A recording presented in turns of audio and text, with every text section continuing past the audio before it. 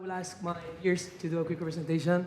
I'm Seb, I work as principal at Samaipata. We're a pan-European VC investing in marketplaces and platforms across Europe, pre-Series A. So if you would be so kind to give a few words about what you do. I'm Brian Caulfield. I'm previously managing partner, now a venture partner with Draper Esprit, which is a pan-European venture capital investor, mainly based in London. We invest about 100 million euros each year, right across the European market, and pretty much exclusively in tech. Hi, my name is Nina. I work for BrightEye Ventures, a Berlin-based venture capital fund investing in seed and Series A rounds all over Europe. And we're sector agnostic and just closed our third fund, which is currently 180 million. Hi, my name is Wirz. I'm a partner with BrightEye. BrightEye invests in companies in Europe. Sorry, my echo just went really weird. We invest in European companies that help people learn and grow. We're primarily investing at the seed and Series A stage. Hi, my name is Ricardo. I'm a partner at a firm based out of Berlin called Point 9 Capital. We invest at seed stage into software as a service and marketplace companies, both in Europe and in the US.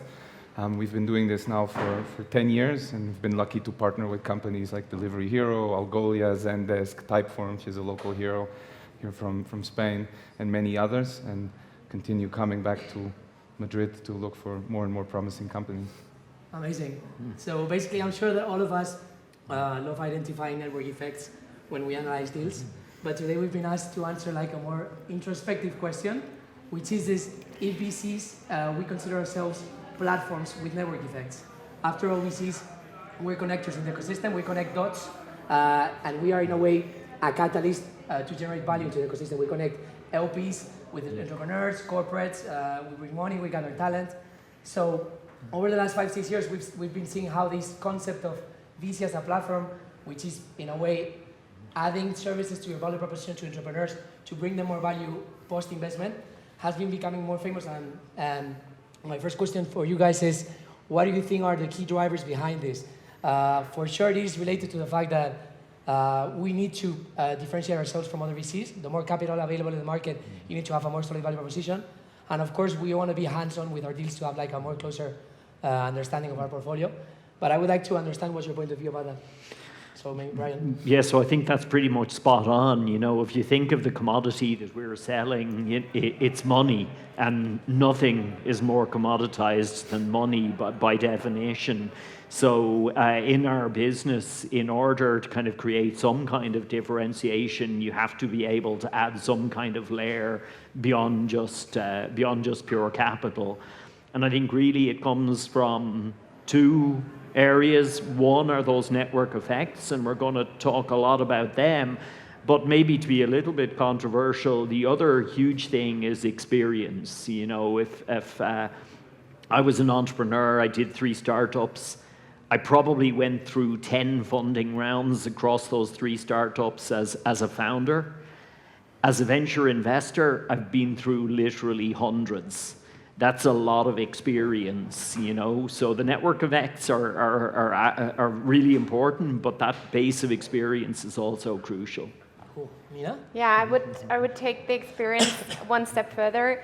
I haven't said this in the introduction, but we call ourselves the operational VC. So besides like 10 people that do what I do, we also have 90 people working operationally with our ventures. So for us, kind of like being an interesting, let's say, financial product for entrepreneurs, we want to bring something else to the table. So I agree that money is a commodity. So the way you can differentiate or be interesting to founders who are in the end deciding who they want to work with, for us is why we're providing this, just like suite of services that founders can freely choose from.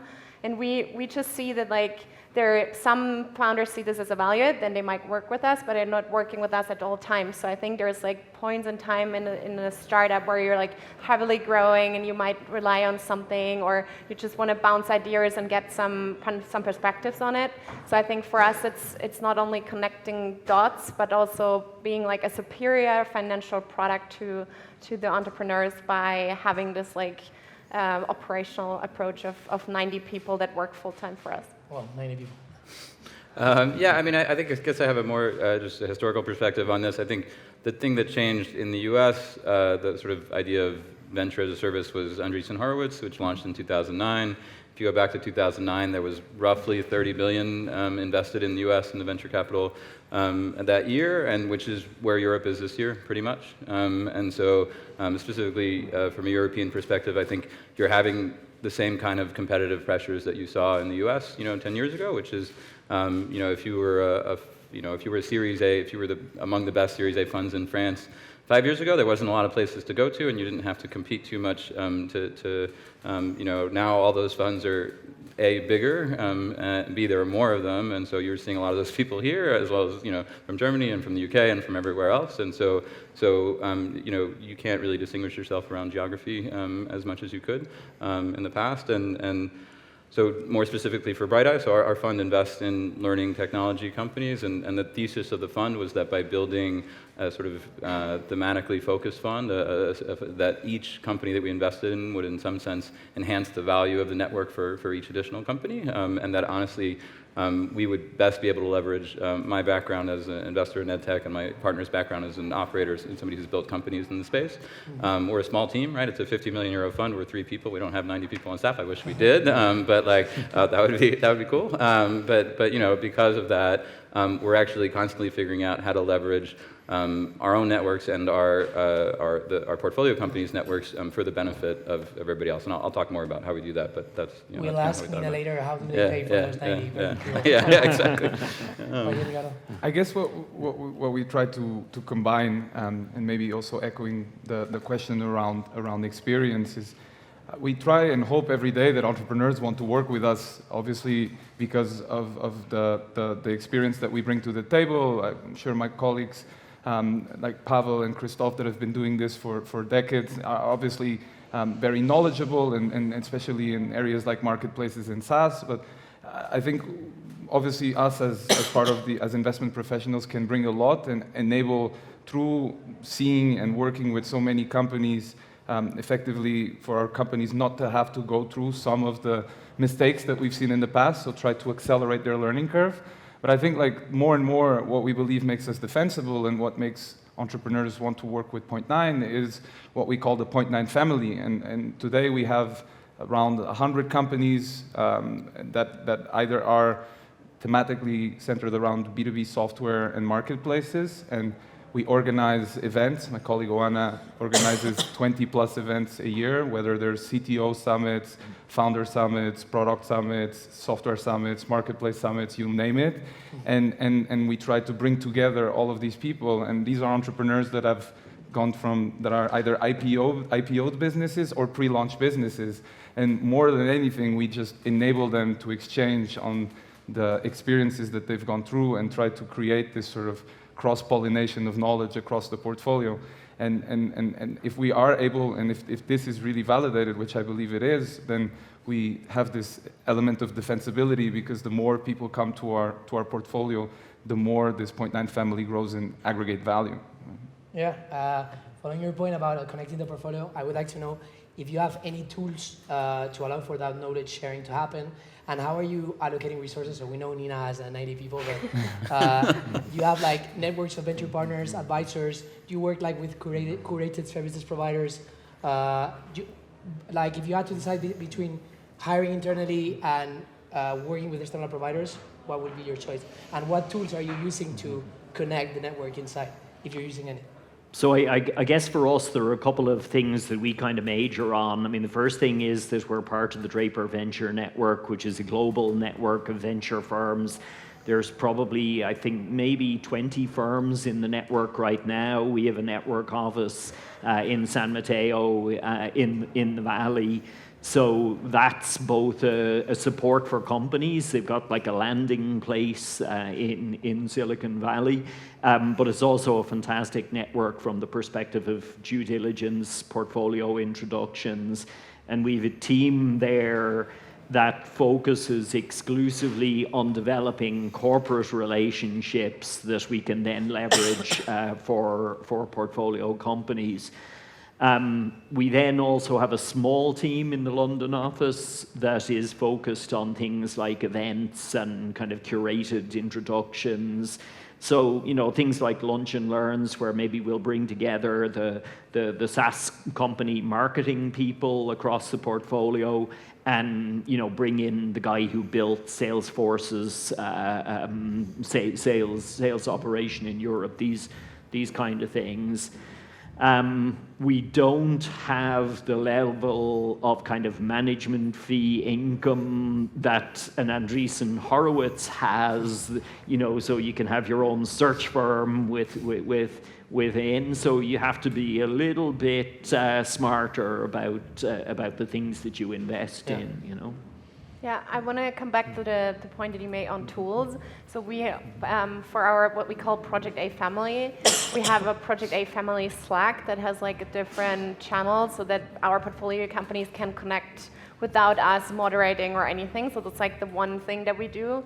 And then because we have people that work in different functions, so we have front-end, back-end developers and people in marketing, etc. Like our people internally are also organizing a lot of meetups on specific topics that they feel are interesting within our portfolio companies. So imagine like they have worked with one company implementing a new CRM tool, and then they think, hey, this could be interesting to other companies as well. So they just host a meetup, and you can also join via like online to watch it as a webinar sort of.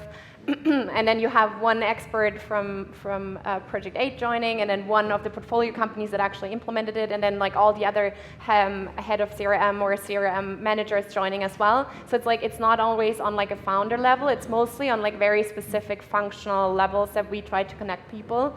And then what we like also strongly believe that is core to knowledge sharing is that you kind of like break down any barriers that are there. Like I think sometimes it's like hard for new portfolio companies to really connect and feel like I know everyone so I can share openly. So we host every year what we call a knowledge conference. We just had it last week, where we invite everyone from the portfolio companies, independent of like which role you're at, you can come to our portfolio day. And then we invite our operational people for sure, so like whole Project A is there. And then we also have speakers from the ecosystem that either are in scale-ups or in corporates or just in the ecosystem, and then we have them all together, and like we have been growing this conference because we see more and more demand. And I think this year was just like, it was crazy. It felt like portfolio days on steroids because we had 1,200 people there. So it was like a real conference, but I think there were a lot of connections that didn't exist before and that people can now kind of like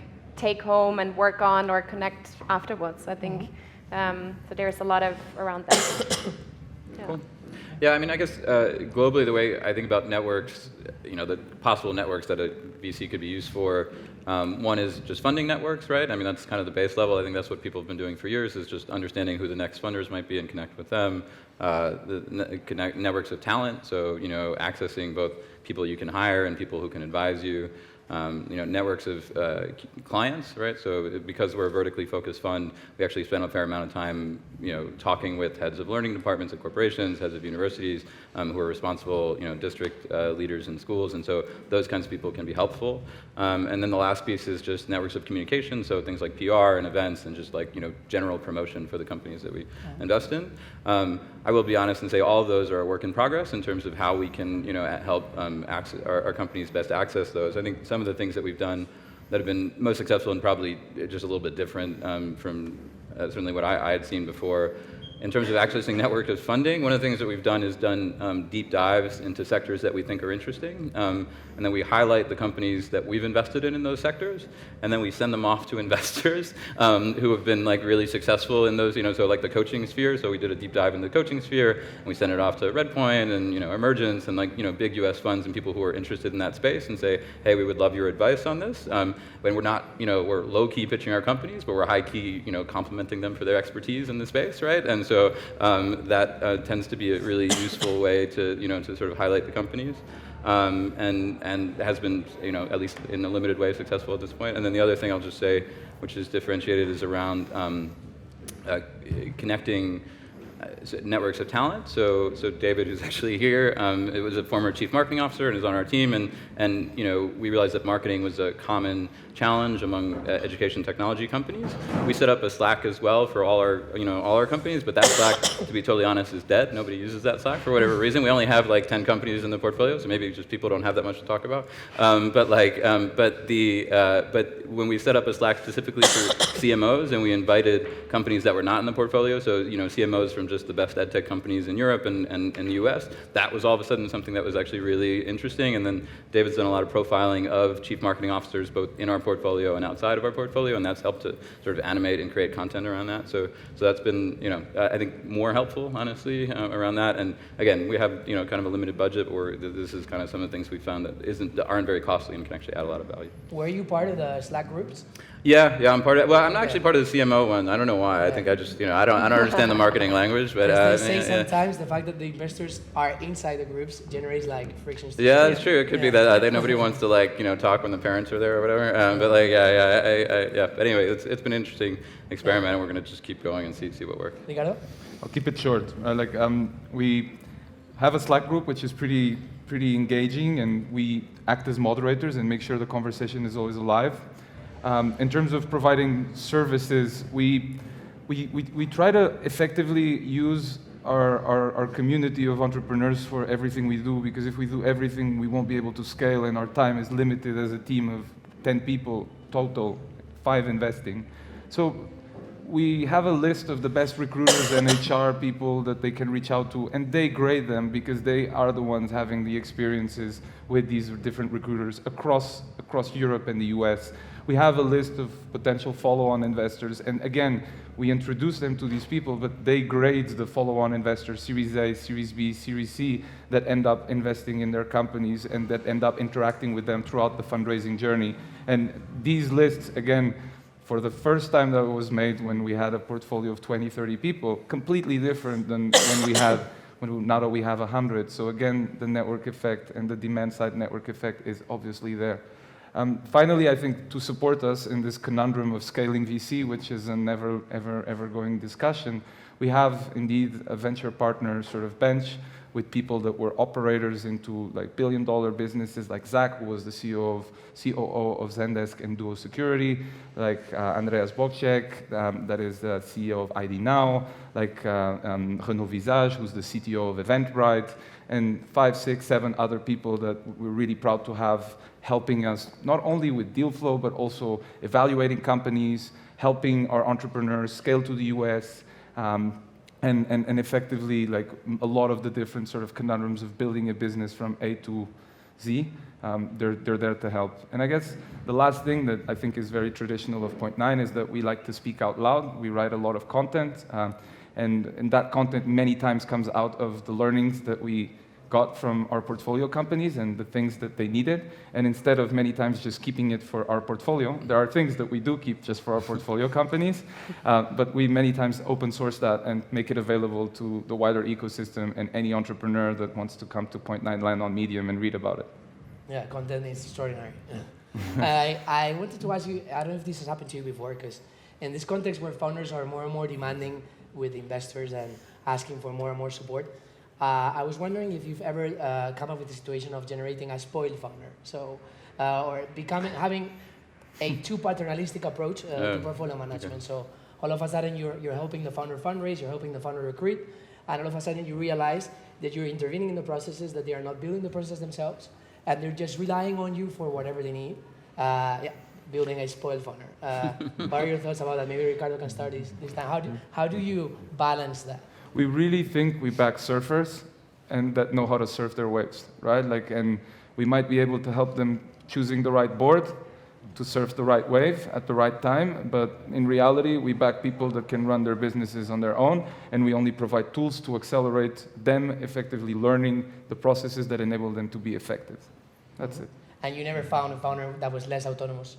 Well, the reality is that there's founders and founders. There's founders that don't even call for help, right? Like that they don't need anything from us, and they know how to run, right? And others that you need to put the side wheels on the bicycle and take them out at the point at which they need to be out, right? And there's founders that are a little bit more dependent on an investor and ask more. And you as an investor have to have the ability to also make him be aware that at some point you need to distance yourself out and he needs to be the person running the company. But I think this is a lot about like us having this discipline collectively as a firm to effectively be on a reactive side rather than a proactive side into many things, and being very open in terms of what are the things that we're able to do for an entrepreneur and what are the things that we just won't.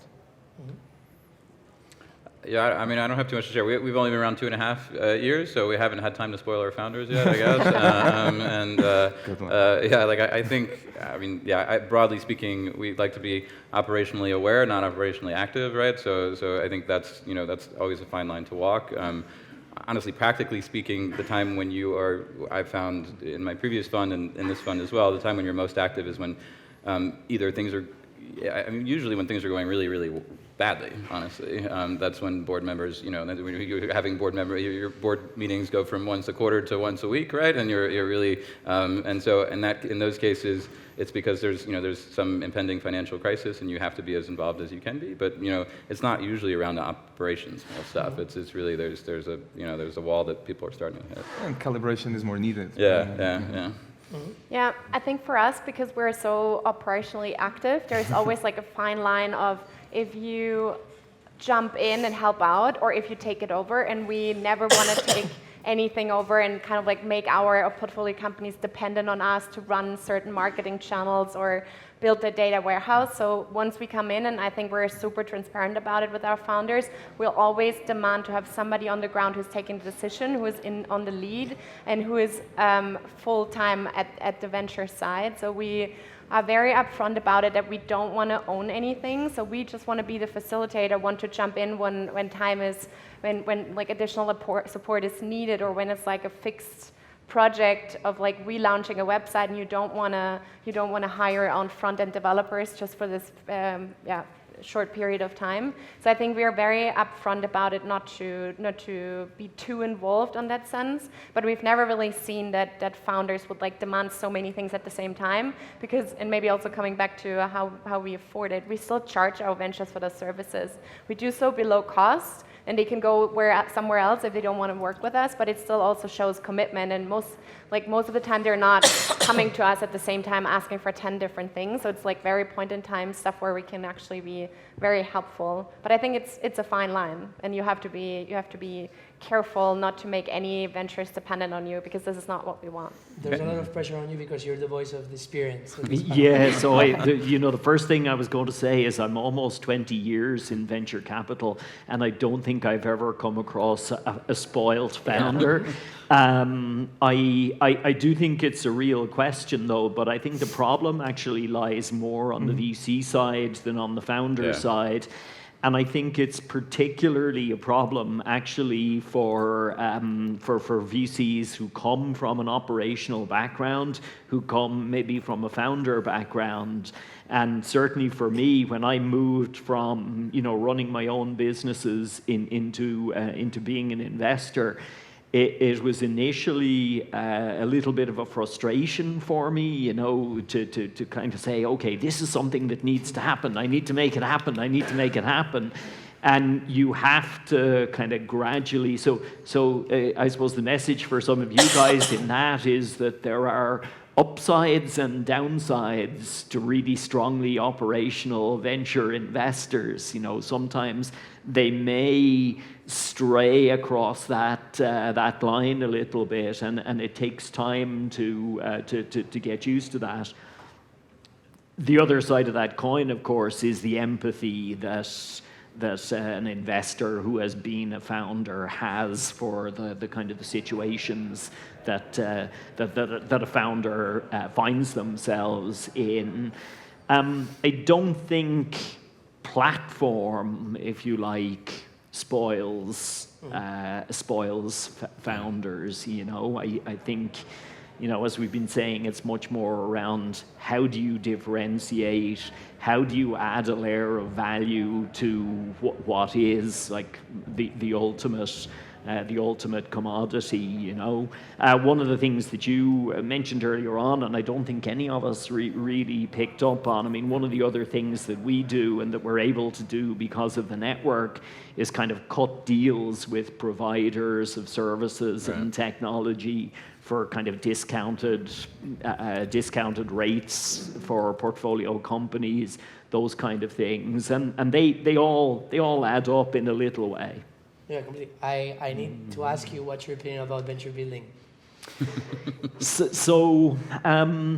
I think venture building is a kind of a broad concept. There's lots of different subtleties in the kind of the model. I've seen some where it is, you know, people who are trying to take a huge share of the equity in a company and effectively leaving founders who are doing the real work with very, very little equity in the businesses that they're building. That's pretty awful from my perspective, and my view is that it would generally lead to kind of pretty suboptimal results. I think what you guys do, I have a lot of time for. That is a lot of the elements of a kind of a venture building kind of category. The other big danger is you can end up with, if you like, founders who really don't have a personal commitment to the problem that they're solving.